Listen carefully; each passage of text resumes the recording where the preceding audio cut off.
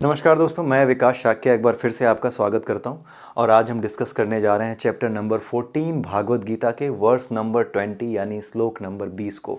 तो आइए देखते हैं ये कहता क्या है श्लोक। भगवान कृष्ण इसमें अर्जुन को क्या बता रहे हैं। वो कहते हैं कि गुणा नेतान अतीत्य त्रीन देहि देह समुद्भवान जन्म मृत्यु जरा दुखैर विमुक्तो अमृतमनुते।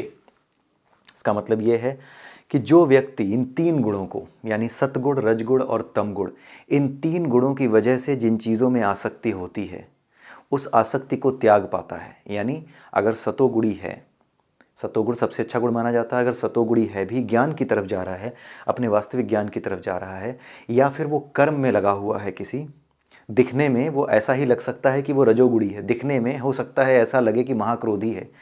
ठीक है, जैसे एक सैनिक है, जब वो गुस्से में लड़ता है तो ऐसा ऐसा क्या लगता है, गुस्सा देख के तो ऐसा लगता है ये तमोगुणी है। नहीं, गुस्सा भी तमोगुणी सतोगुणी दोनों प्रकार का हो सकता है। आध्यात्मिक क्रोध भी होता है और पैशाचिक क्रोध भी होता है। तो दिखने में बाहर से कोई कैसा भी लगे, बाहर से आप नहीं जान पाएंगे, लेकिन अपने अंदर से आप स्वयं को समझने लगते हैं। तो ऐसा हो सकता है कि जो व्यक्ति इन तीन गुणों से अलग हो जाए, अगर वो ज्ञानी है, ज्ञान की तरफ जा रहा है, तो ज्ञान तो ले रहा है, लेकिन उसके बदले में उसकी ऐसी इच्छा नहीं है कि बस यही ज्ञान सब कुछ है। ठीक है, उसमें आसक्त नहीं है, बस वो स्वाभाविक रूप से कर्म कर रहा है। उसने चुन रखा है कि मुझे ज्ञान प्राप्त करना है, संसार को ज्ञान के माध्यम से कुछ देना है, या अपने माध्यम से कुछ करके संसार को अर्पित करना है। अपने आप को नहीं बांधना है इस ज्ञान से, कुछ करना है संसार के लिए, लेकिन इच्छा के बिना। और उसी तरीके से जो कर्मयोगी है वो करता हुआ कैसा लगेगा, रजोगुणी व्यक्ति की तरह। कमा भी रहा है, बच्चे भी पाल रहा है, सब कुछ कर रहा है, अच्छी गाड़ी रखी, अच्छा घर रखा है, लेकिन ठीक वैसे ही है जैसे कि वो किराए के घर में रह रहा हो। एक किराए का घर बहुत सुंदर हो सकता है, उसमें हर चीज़ हो सकती है जो हम अपने आप से अपने घर में लगा भी ना पाएँ, लेकिन हमें ये पता है कि ये किराए का है। ये जो गीज़र लगा है, ये जो पंखे लगे हैं अच्छे लग रहे हैं, जो मुझे महंगे वाले ऑपरेटर्स जितने भी लगे हुए हैं घर में, जितने भी स्विच लगे हुए हैं सारे महंगे वाले हैं। ये सारी चीज़ें मेरी नहीं हैं, मुझे इस्तेमाल तो करनी है लेकिन है मेरी नहीं। तो जब व्यक्ति ऐसा करता है तो भले ही वो रजोगुणी दिख रहा हो कि अच्छा घर ले रखा, अच्छी गाड़ी ले रखी, फिर भी वो आसक्त नहीं है, वो अटैच नहीं है इन चीज़ों से। सिर्फ वही जान सकता है। बाहर से तो किसी को कैसा भी कोई दिख सकता है, बाहर से देखने में लगेगा हाँ ये तो रजोगुणी है, लेकिन ऐसा नहीं है। अंदर की यात्रा केवल आपकी यात्रा है, वो सिर्फ आप देख सकते हो। इसीलिए बाहर आप किसी को क्या समझ में आते हो उस पर आपका कोई वश नहीं है। इसीलिए ये दुनिया बड़ी अजीब है। यहाँ पे आप किसी का भला भी कर रहे होगे तो हो सकता है गालियाँ पड़ रही हों, लेकिन उसकी परवाह मत कीजिए, क्योंकि ये संसार ऐसा ही है। क्यों? इन तीन गुणों की वजह से। ठीक है, तो ये बड़ी विचित्र चीज़ है, लेकिन जब आप चीज़ों को जान जाते हैं और उसे स्वीकार करना जान जाते हैं, फिर वही बात कि आप उसे जीवन में उतार लेते हैं गीता के ज्ञान को, तब आप ये समझ जाते हैं कि बाहर से कोई कुछ भी कर रहा है, मैं भले ही उसका भला करने जा रहा हूँ, लेकिन वो तो गालियाँ दिए जा रहा है। तो क्या होता है, आप समझ जाते हो कि ये तो गालियाँ देगा ही देगा। क्यों? क्योंकि ये मेरे भीतर की यात्रा है। ये तो मैं अपने भीतर जान रहा हूँ ना कि मैं उसके भले के लिए कर रहा हूँ जो कुछ कर रहा हूँ, मुझे उसका बुरा नहीं चाहिए, तो मैं अपने भीतर से जान रहा हूँ। उसे बाहर से देख के तो ऐसा ही लगेगा आपके स्वभाव से कि वो आप उसका बुरा करना चाहते हो, लेकिन इस पर आपका कोई वश नहीं है। ठीक है, तो इस वजह से क्या है कि भगवान कृष्ण ये कह रहे हैं कि जो तीन गुणों को लांघ जाता है, जन्म, मृत्यु, बुढ़ापा, दुख और परेशानी, किसी भी चीज़ से उसको कोई परेशानी नहीं होती। वो हर चीज़ को एक्सेप्ट करता है। उसे पता है बुढ़ापा आएगा, उसे पता है कि शरीर है तो बीमारियां लगी रहेंगी, लेकिन उन बीमारियों से वो डरना या उनसे परेशान होना छोड़ देता है। ठीक है, वो जानता है कि किसी न किसी शरीर है ये, किसी न किसी तरह की बीमारी, और जब ये उम्र बढ़ेगी तो बुढ़ापा भी आएगा, परेशानियां भी होंगी, और सुख दुख जैसी जो चीज़ें आती हैं वो भी आएंगी। सुख और दुख तो हमारे मन की स्थिति है। ठीक है, कुछ लोगों को किसी चीज़ में सुख मिलता है, कुछ लोगों को किसी चीज़ में सुख मिलता है। कुछ लोगों को दूसरों की सेवा करके सुख मिलता है, ऐसा आदमी सतोगुणी होता है। कुछ लोगों को दूसरों को परेशानी में देखकर बड़ा सुख मिलता है, ऐसे लोग तमोगुणी होते हैं। तो जो इन तीनों गुणों से ऊपर हो जाता है, न तो सतगुण में वो स्थित है, न रजगुण में स्थित है, मन की स्थिति उसकी ऐसी हो गई है, न वो सत में जाना चाहता है, न रज में रहना चाहता है, न तम में। और ऐसा करने के लिए वो क्या करता है? प्रैक्टिस करता है। प्रैक्टिस कौन सी करनी है, आगे के चैप्टर्स में बताई गई है कि क्या प्रैक्टिस करते हैं। कुछ लोग कर्म योग में जाते हैं, कुछ लोग ज्ञान योग में जाते हैं, कुछ लोग भक्ति योग में जाते हैं। तो किसी एक योग को अपना करके इन तीनों गुणों से ऊपर उठा जा सकता है। ऊपर उठने का मतलब क्या है कि इस दुनिया में तो रहोगे, लेकिन आप मनोमय कोश में कोई इम्प्रिंट नहीं बनाओगे। जब कोई इम्प्रिंट नहीं बनाओगे तो आप किसके स्वभाव के हो जाओगे? परा के स्वभाव के हो जाओगे, यानी परमात्मा के स्वभाव के हो जाओगे। अपने स्वरूप को पहचान जाओगे और उसी के स्वभाव में स्थित हो जाओगे। यहाँ पर भी कोई गुण नहीं है और आपके अंदर भी जो आपकी अंदर की प्रकृति है उसके अंदर भी किसी गुण का कोई प्रभाव नहीं है। तो जो स्वभाव यहाँ पे परमात्मा का है वैसा ही दिव्य स्वभाव आप यहाँ पर प्राप्त कर लोगे। और ऐसे ही लोगों को महर्षि, मुनि और आदरणीय माना जाता है, जो आदर के योग्य होते हैं। ऐसे ही व्यक्ति लोगों का भला कर पाते हैं, ठीक है। और ऐसे ही लोगों को क्या कहा जाता है कि ईश्वर को यानी अपने वास्तविक स्वरूप को देख लिया है, अपनी आत्मा उसकी जागृत हो चुकी है, उसकी आत्मा का स्वरूप जागृत हो चुका है, यानी वो एक जागृत आत्मा है, यानी वो अवतार है।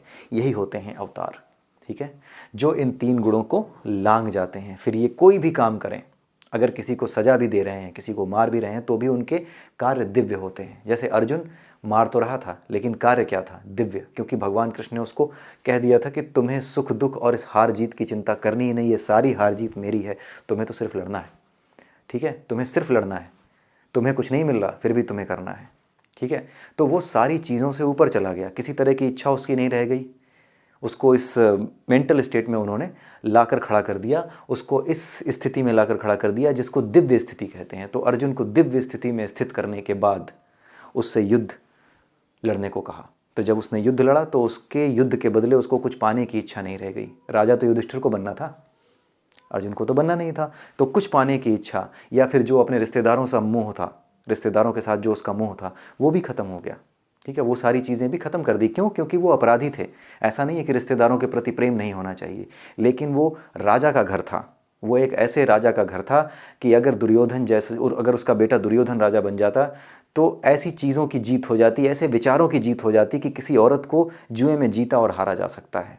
ऐसे विचारों की जीत हो जाती कि जो राजा है वो बिना योग्यता देखे अपने बेटे को भी राजा बना सकता है, और किसी तरह का कोई योग्यता, समाज में अगर कोई व्यक्ति योग्य है तो उस योग्यता की कोई कीमत नहीं रह जाएगी। इस तरह की बातों की जीत हो जाती, इस व्यवहार की जीत हो जाती, राजा के इस व्यवहार की कि वो पुत्र मोह में बंद करके राष्ट्र का नाश कर सकता है, इस विचार की जीत हो जाती।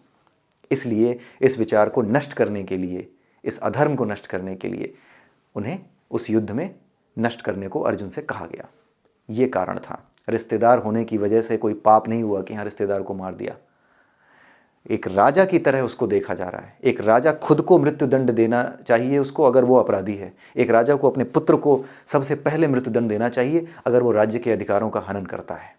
एक राजा को अपने बेटे को सबसे कड़ी से कड़ी सज़ा सबसे पहले विदाउट एनी फेल, किसी एक्सक्यूज़ के बिना उसको देनी चाहिए अगर वो अपने बेटे का पक्षपात करते हुए राज्य का नुकसान करता है। बेटे का भला करने के लिए पूरे राज्य को युद्ध की विभीषिका में झोंक देता है, ठीक है। और उसके अगर वो अच्छा काम कर रहा हो तब तो उसका साथ दो, लेकिन वो गलतियां किए जा रहा है, साड़ी खींच रहा है, बताओ अपनी ही भाभी की, कोई तरीका है? जुए खेल करके जो है उसमें राज्य हारे और जीते जा रहे हैं, ठीक है। अपने राज्य का बंटवारा कर दिया, पूरे परिवार को जोड़कर नहीं रख पाए तो राज्य का बंटवारा कर दिया। तो इस तरह की चीज़ें केवल और केवल शांति बनाए रखने के लिए राज्य का बंटवारा कर देना, अपने बेटे का अंधों की तरह अनुकरण करना, उसका सहयोग करना, अनुकरण करना नहीं, सहयोग करना, ये सारी चीज़ें अधर्म में स्थित थीं। इसीलिए अर्जुन से ये कहा गया कि तुम सत्वगुण में स्थित हो जाओ, क्योंकि ये ऐसे लोग हैं, तुम कर्मयोगी हो, तुम कर्म करने वाले हो, तुम क्षत्रिय हो, तुम्हें इनको, यही तुम्हारा काम है। क्षत्रिय का यही काम है कि वो समाज में फैली हुई अवस्था या समाज में किसी भी तरह का अधर्म फैलता है तो उसको रोके, अपराधियों को रोके, यही क्षत्रिय का कर्म है। अपराध करने वाले राजाओं को दंड दे और ऐसा राज्य स्थापित करे जिसमें प्रजा सुखी रह सके, ठीक है। ये सारी चीज़ें थीं। इस वजह से अर्जुन से ये कहा कि तुम इन्हें नष्ट करो। इस वजह से उन्होंने उन तीनों गुणों से ऊपर उठाकर अर्जुन को ये कहा कि अब तुम युद्ध करो। तो वो भगवान कृष्ण के दिव्य स्वभाव में स्थित होकर युद्ध कर रहा था। तो करता हुआ तो वो लग रहा था कि राज्य के लिए लड़ रहा है, देखने में ऐसा लग रहा है ना कि वो राज्य के लिए लड़ रहा है, उसकी कुछ इच्छा है, रजोगुणी है, लेकिन वो रजोगुणी नहीं है। वो केवल अंतर की आत्मा उसकी जानती है, भीतर जानता है कि कृष्ण ने उसके अंदर क्या चेंज कर दिया, वो किस स्वभाव में स्थित हो गया। ये चीज़ होती है। तो बाहर से आप कभी नहीं जान सकते, आपको कोई नहीं जान सकता, लेकिन जो आपका आंतरिक स्वभाव है आप उसी के अनुसार कार्य कीजिए। हमें कुत्तों पर गुस्सा आ सकता है जिन्हें हम पालते हैं, तो हम उन्हें 2-4 बार कई बार मार देते हैं। कुछ लोग ऐसे भी हैं जो पीट देते हैं, अच्छे से बेल्ट से मारते हैं, कुछ भी करते हैं अपने ही पाले हुए कुत्ते को, लेकिन कुत्ता फिर भी नहीं काटता, क्योंकि कुत्ते का स्वामी भक्ति जो होती है कुत्ते की, वो उसकी प्रवृत्ति है, वो अपनी प्रवृत्ति को नहीं छोड़ता, वो पलट करके मालिक को नहीं काटता। आप सोचिए कुत्ता इंसान से कितना ज़्यादा बेहतर हो गया है कि वो अपने भीतर की प्रवृत्ति को त्यागता ही नहीं है, बाहर भले ही कुछ भी हो रहा हो। लेकिन हमारे साथ क्या होता है, बाहर जरा सा गलत हुआ, अरे दुनिया ही उल्टी है, सब चोर हैं, मैं क्यों ईमानदार बनूं, मैं भी चोरी करूंगा, संसार ऐसा ही है। तो कुत्ता इंसान से ज़्यादा अच्छा नहीं हो गया। इस बात पर विचार कीजिएगा। तो अगले श्लोक में फिर मिलेंगे, तब तक के लिए नमस्कार।